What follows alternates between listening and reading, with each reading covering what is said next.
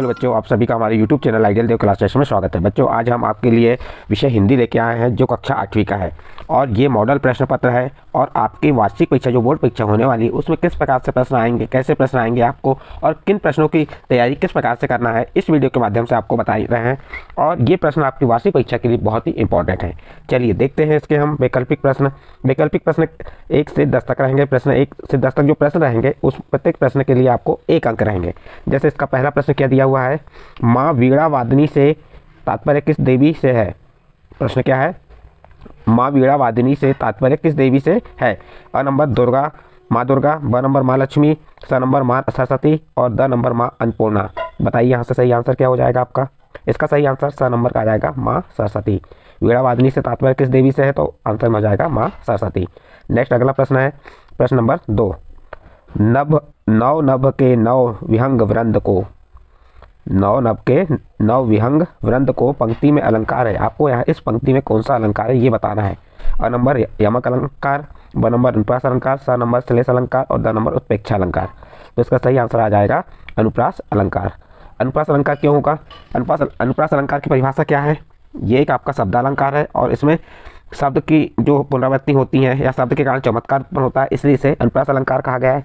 जैसे अनुप्रास अलंकार की परिभाषा क्या हो गई, एक वर्ण की एक से अनेक बार पुनरावृत्ति होती है तो वह क्या कहलाता है, अनुप्रास अलंकार। देखिए यहाँ पे न वर्ण की बार बार पुनरावृत्ति हो रही है, इसलिए कौन सा अलंकार होगा, अनुप्रास अलंकार। तो इसका सही आंसर क्या आ जाएगा, ब नंबर अनुप्रास अलंकार। इसका नेक्स्ट क्वेश्चन देखते हैं, क्वेश्चन नंबर 3, तल्लीन में खालिस्तान उपसर्ग है तो इसमें सही आंसर आ जाएगा इसका। बताइए कौन सा आएगा सही आंसर। अ नंबर तत्, तल, तलल, तल्ली।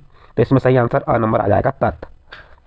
उपसर्ग कहाँ लगता है, पहले लगता है। आपको ये भी मालूम होना चाहिए उपसर्ग कहाँ लगता है, पहले लगता है और प्रत्यय कहाँ लगता है, बाद में। तो इसका सही आंसर अ नंबर का है। फिर इसके बाद प्रश्न नंबर 4 देखिए, प्रख्यात संतूर वादक थे, कौन थे। अ नंबर अलाउद्दीन खान, ब नंबर कुमार गंधर्व, स नंबर तानसेन और द नंबर बिस्मिल्लाह खान। तो इसका सही आंसर आ जाएगा a number Alauddin Khan. Next प्रश्न देखते हैं प्रश्न नंबर 5।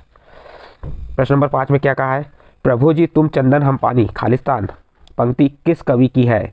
आपको ये बताना है कि ये जो पंक्ति दी कौन सी पंक्ति, प्रभु जी तुम चंदन हम पानी पंक्ति किस कवि की है। अ नंबर सुर की, ब नंबर तुलसी की, स नंबर रैदास की और द नंबर मीराबाई की। तो ये चारों ऑप्शन में से आपको सही आंसर बताना है। बताइए कौन सा आंसर सही होगा। तो इसका सही आंसर आ जाएगा स नंबर रैदास। किसकी है, रैदास की है।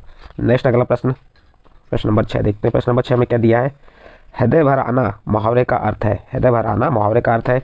अ नंबर प्यास बुझाना, ब नंबर दुखी होना, स नंबर खुशी होना और द नंबर इनमें से कोई नहीं। तो इसका सही आंसर आ जाएगा ब नंबर दुखी होना। हृदय भर आना मीन्स क्या होता है, इसका अर्थ दुखी होना। नेक्स्ट प्रश्न क्या है, प्रश्न नंबर 7, गीता में कुल कितने श्लोक हैं। 500, 600, 700, 800। बताइए यहाँ पे सही आंसर क्या होगा। गीता में कुल कितने श्लोक है तो इसका सही आंसर आ जाएगा स नंबर 700। गीता में 700 श्लोक हैं। नेक्स्ट अगला प्रश्न देखते हैं, प्रश्न नंबर 8, सम्राट विक्रमादित्य ने खालिस्तान संवत का प्रचलन प्रारंभ किया। प्रश्न क्या है, सम्राट विक्रमादित्य ने खालिस्तान संवत का प्रचलन प्रारंभ किया। शक, ईस्वी, विक्रम, इनमें से कोई नहीं। तो इसका सही आंसर आ जाएगा स नंबर विक्रम। सम्राट विक्रमादित्य ने विक्रम संवत का प्रचलन प्रारंभ किया। प्रश्न नंबर 9 देखिए, इतिहास से संबंधित शब्द के लिए प्रयुक्त होता है। प्रश्न क्या है, इतिहास से संबंधित शब्द के लिए प्रयुक्त होता है। ऐतिहासिक, ऐतिहासिक, ऐतिहासिक, ऐतिहासिक। तो इसका सही आंसर आ जाएगा आपका ब नंबर ऐतिहासिक। क्या आ जाएगा, ऐतिहासिक शब्द किसके लिए प्रयोग किया जाता है, इतिहास से संबंधित शब्द है। नेक्स्ट क्वेश्चन नंबर 10 देखते हैं। क्वेश्चन नंबर 10 में क्या दिया है, सिर घोट मोट पर चुटिया थी लहराती। सिर घोट मोट पर चुटिया थी लहराती थी, तोंद लटक कर घुटनों को छू जाती पंक्ति में कौन सा रस है। देखिए यहाँ पे सिर घोट मोट पर चुटिया थी लहराती, तोंद लटक कर घुटनों को छू जाती। तो इस पंक्ति में हमारा हास रस आएगा क्योंकि इसमें सिर घोट मोट है, सिर पे चुटिया कैसी हो रही है, लहरा रही है। और जो तोंद है, तोंद क्या लटक कर कहाँ तक आ रही है, हमारे घुटनों तक छू जाती है। तो यहाँ पे हमको ऐसे व्यक्ति को देखने के बाद हमें क्या आ जाएगी, हंसी आ जाएगी। जब हंसी आ जाएगी तो ऐसा कौन सा रस कहलाएगा, ये हास रस। देखते हैं यहाँ पे ऑप्शन क्या दिया है, अ नंबर अद्भुत रस, ब नंबर हास्य रस, स नंबर शांत रस और द नंबर करुण रस। तो इसका सही आंसर आ जाएगा ब नंबर हास्य रस। ये आधा सा हो गया हास्य रस। इस प्रकार से बच्चों आपके यहाँ पे जो वस्तुनिष्ठ प्रश्न 10 थे ये कंप्लीट होते हैं और प्रत्येक प्रश्न 1 अंक रहेंगे। तो आपको यहाँ से 10 अंक आप आसानी से प्राप्त कर सकते हैं यदि आपकी तैयारी अच्छी रहे तो। अब इसके बाद हम आपको लघुत्तरी प्रश्न बताएंगे जो 11 से 20 तक रहेंगे। प्रश्न नंबर 11, नवनभ के माध्यम से कवि क्या कहना चाहता है। प्रश्न क्या है, नवनभ के माध्यम से कवि क्या कहना चाहता है। तो उत्तर देखिए, नवनभ के माध्यम से कवि कहना चाहता है कि प्राणी नए भारतवर्ष की रचना करे और उन्हें इस निर्माण में सभी नए साधन प्राप्त हो। इस प्रकार से आपका प्रश्न नंबर 11 कंप्लीट हुआ। इसके बाद प्रश्न नंबर 12 क्या कह रहा है, बाली को क्या वरदान प्राप्त था। प्रश्न नंबर 12 है, बाली को क्या वरदान प्राप्त था। बाली कौन था, बाली सुग्रीव का भाई था, ये किष्किंधा के राजा थे। तो बाली को किसने मारा था, राम भगवान ने मारे थे। तो यहाँ पे दिया है बाली को क्या वरदान प्राप्त था, तो उत्तर बता देंगे, बाली को ऐसा वरदान प्राप्त था कि जो भी उसके सामने आता उसकी आधी ताकत उसमें आ जाती थी। इस प्रकार बाली अपने सामने आए हुए व्यक्ति को आसानी से पछाड़ देता या हरा देता था।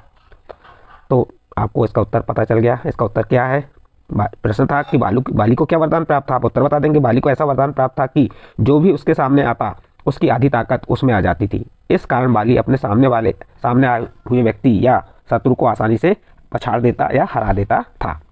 इसका नेक्स्ट प्रश्न है प्रश्न नंबर 13। प्रश्न नंबर 13 में क्या दिया है, सरस्वती किस संगीत के गले में विराजमान मानी जाती है।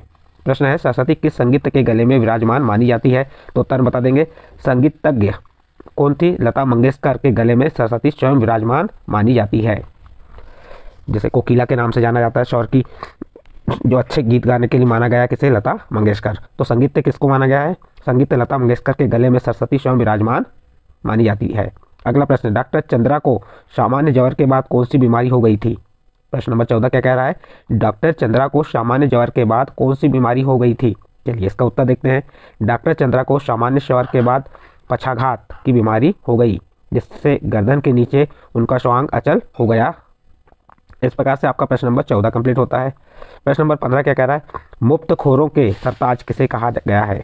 मुफ्तखोरों के सरताज किसे कहा गया है, तो उत्तर बताएंगे, मुफ्तखोरों के सरताज मुक्तानंद को कहा गया है। किसे कहा गया है, मुफ्तखोरों के सरताज मुक्तानंद को कहा गया है, जो किसी भी वस्तु को प्राप्त करने के लिए पैसा खर्च करना नहीं चाहते, वे मुफ्त में प्राप्त वस्तुओं का आनंद उठाते हैं।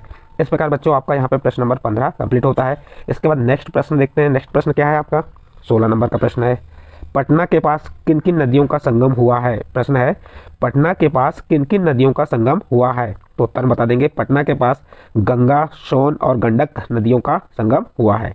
इस प्रकार प्रश्न नंबर 16 भी कंप्लीट होता है। नेक्स्ट प्रश्न है 17, अमृता देवी का नारा क्या था।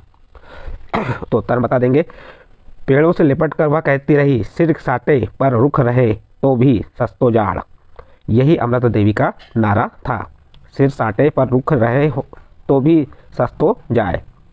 इस प्रकार आपका प्रश्न नंबर 17 कंप्लीट। प्रश्न नंबर 18 क्या कह रहा है, वृद्धा मंदिर के पास क्या काम करती थी।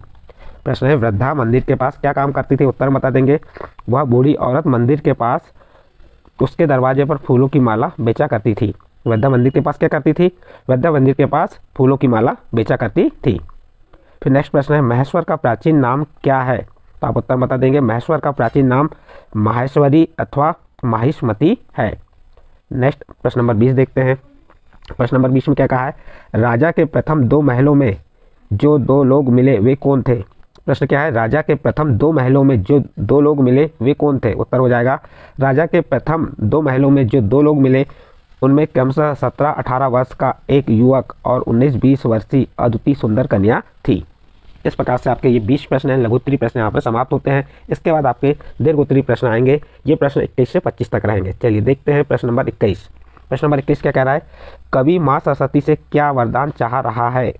प्रश्न है, कवि माँ सरस्वती से क्या वरदान चाह रहा है। तो उत्तर बता देंगे, आप क्या बताएंगे, कवि माँ सरस्वती से वरदान चाहता है कि संपूर्ण भारतवर्ष में स्वतंत्रता की नई भावना का अमर मंत्र भर जाए, प्रत्येक व्यक्ति हृदय से विभिन्न स्तर से अज्ञान का अंधकार दूर हो जाए तथा सर्वस्व ज्ञान की ज्योति का झरना बहने लगे, मन के विकार दूर हो जाए, अज्ञान का अंधकार नष्ट हो जाए तथा समस्त संसार ज्ञान के प्रकाश में चमक उठे, संपूर्ण भारत नई गति प्राप्त करके गीत और छंद के क्षेत्र में नवीनता प्राप्त करे, प्रत्येक कंठ में मधुर स्वर नए बादल की गंभीर और कल्याणकारी गर्जना के समान उठने लगे, कविता और गीत के आकाश के स्वतंत्र वातावरण में नए जन्मे पक्षियों के समान नए कवि और गीतकार अपनी नए पंखों के सहारे उड़ान भरने में समर्थ हो जाएं। इस तरह हे सरस्वती देवी ऐसे उन नए कवियों को स्वतंत्रता का नया स्वर प्रदान करें।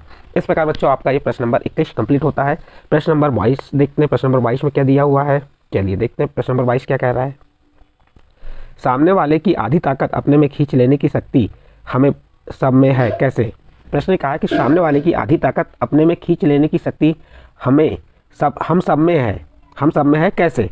तो आप उत्तर में बताएंगे, सामने वाले की आधी ताकत अपने में खींच लेने की शक्ति हम सब में है। यह शक्ति आत्मविश्वास की है। किसकी है, आत्मविश्वास की है। यह शक्ति हम सबको प्राप्त है, परंतु हम सबको अपनी इन आत्मशक्ति की पहचान नहीं है और ना उसका उपयोग ही किया है। इस आत्मशक्ति का विकास विश्वास से होता है। हमें अपने लक्ष्य को प्राप्त करने के लिए अपनी सामर्थ्य में विश्वास पैदा करना होगा। हम अपने विरोधियों से सदा पिटते रहे हैं, क्योंकि उनके द्वारा पीटे जाने को हमने अपने लिए अनिवार्य मान लिया। यह सब इसलिए हुआ कि हमारे अंदर कायरता और आत्महीनता ने स्थान बना लिया है, जिससे हम डरपोक हो गए हैं। अच्छे संस्कार हमसे दूर हो गए हैं। बुरे संस्कारों का प्रभाव ऐसा पड़ा कि हम अपने बल की सही नापतोल नहीं कर सके। परिणाम स्वरूप यह हुआ कि विरोधियों को हमने अपनी अपेक्षा ताकतवर मान लिया, परंतु आत्महीनता और कुसंस्कारों से छुटकारा प्राप्त करें और आत्मविश्वास से भरे आत्मबल के द्वारा हम अपनी विरोधियों की आधी शक्ति अपने में खींच सकते हैं। कब खींच सकते हैं हम विरोधियों की आधी शक्ति? हम अपने इसमें जब हमारे अंदर आत्मविश्वास जग जाए, आत्मबल आ जाए, तो हम जो आधी शक्ति विरोधी की हम अपने में खींच सकते हैं। इस प्रकार आपका प्रश्न नंबर 22 कंप्लीट होता है। इसके बाद आपका प्रश्न नंबर 23 देखते हैं। जहाज का पक्षी किस बात का प्रतीक है? जहाज का पक्षी किस बात का प्रतीक है, आशय स्पष्ट कीजिए। उत्तर देखते हैं। जहाज का पक्षी भगवान कृष्ण रूपी जहाज पर स्थल के रूप या समीप होने की जानकारी देने वाला पक्षी रूप भक्त है। क्या है? जहाज का पक्षी भगवान कृष्ण रूपी जहाज पर स्थल के दूर या समीप होने की जानकारी देने वाला पक्षी रूप भक्त है। जिस तरह समुद्र से यात्रा करने वाले जहाज से जमीन किधर है और कितनी दूर है, इसकी जानकारी लेने के लिए पक्षियों को छोड़ा जाता था। जब जमीन कहीं नहीं दिखती और जमीन पक्षियों की पहुंच से बाहर होती, तो पक्षी लौटकर जहाज पर ही आ जाते थे। यदि जमीन दूर या समीप होती, तो पक्षी उसी दिशा में उड़ते हुए चले जाते और वह जमीन ही उनकी शरण स्थल बन जाती थी। नाविक भी जहाज को उसी दिशा में खेलने लग जाते थे। उस जमीन पर जाकर जहाज अपना लंगर डाल देता था। यह उस समय होता था जब कुतुबनुमा आदि दिशा सूचक यंत्रों का आविष्कार नहीं हुआ था। इस पद में कवि ने अपने आप को जहाज के पक्षी के यानी भक्त के रूप में चित्रित किया है, जो बार बार सभी और से निराश होकर श्री कृष्ण के चरणों रूपी जहाज पर शरण प्राप्त करता है। इस प्रकार आपका प्रश्न नंबर 23 यहाँ कंप्लीट होता है। इसके बाद आपका प्रश्न नंबर 24 आता है। प्रश्न नंबर 24 क्या कहता है? बाढ़ पीड़ितों की क्या आवश्यकता होती है, उन्हें किस तरह सहयोग दिया जाता है? तो उत्तर हो जाएगा, बाढ़ पीड़ितों की सबसे पहली आवश्यकता होती है उन्हें सुरक्षित स्थान पर पहुंचाने की, उनसे संबंधित सामान को उनके पास पहुंचाने की। उस समय उन्हें भोजन, पानी व कपड़े आदि प्राप्ति कराने की भी ज़रूरत होती है। इसके अलावा उन्हें दवाइयों की भी ज़रूरत होती है, क्योंकि बाढ़ आ जाने पानी के फैलने वाले अनेक रोग हो जाते हैं। उन रोगों के इलाज की तुरंत आवश्यकता होती है। इन बाढ़ पीड़ितों को रेड क्रॉस और वॉलंटियर्स सहायता पहुंचाते हैं। कुछ स्थानीय संस्थाएं व देश की सेना और स्वयंसेवी संस्थाएं भी इस कार्य में सबसे अधिक कार्य करती हैं। बाढ़ पीड़ितों के लिए अन्न, वस्त्र, औषधि आदि एकत्र करके उन्हें बांट दिया जाता है। तो इस प्रकार आपका प्रश्न नंबर 24 था, बाढ़ पीड़ितों की क्या क्या आवश्यकता होती है। हमने इस उत्तर के माध्यम से आपको बता दिए। इस प्रकार बच्चों आपके यहाँ पे प्रश्न 24 कंप्लीट हुए, यानी ये प्रश्न पत्र यहाँ पे आपका कंप्लीट होता है। आपको कैसे प्रश्न आएंगे, किस प्रकार के प्रश्न आएंगे, इस प्रश्न पत्र के माध्यम से आपको बताएं। यदि आपको ये प्रश्न पत्र अच्छा लगा हो तो आप हमारे चैनल आइडियल देव क्लासेस सब्सक्राइब कीजिए, लाइक कीजिए एवं अन्य ग्रुप में शेयर जरूर कीजिए।